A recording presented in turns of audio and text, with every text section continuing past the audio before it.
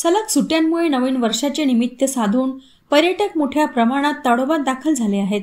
त्यामुळे ताडोबाची सर्व प्रवेशद्वारे पर्यटकांनी फुलून गेली आहेत।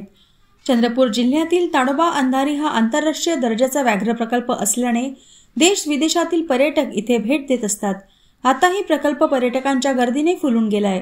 पट्टेदार वाघांसाठी प्रसिद्ध असा हा प्रकल्प नेहमीच पर्यटकांना खुणावत असतो। पट्टेदार वाघासोबतच बिबट, अस्वली, तृणभक्षी प्राणी आणि पक्ष्यांचे विपुल दर्शन हमखास होत असल्याने पर्यटकांचे हे आवडते ठिकाण झाले आहे। सध्या थंडीचे दिवस असले तरी वाघांचे दर्शन इथे रोज घडत आहे। त्यामुळे पर्यटकांमध्ये मोठी उत्सुकता दिसून आली। सुट्ट्या असल्यामुळे सर्वजण न्यू इयर असल्यामुळे फिरायला आलेलो आहोत आणि इथे येऊन वातावरण खूप छान आहे। सर्वांना वाघ पाहायची खूप इच्छा उत्सुकता असल्यामुळे आम्ही पूर्ण फॅमिली इथे फिरायला आलेलो आहोत।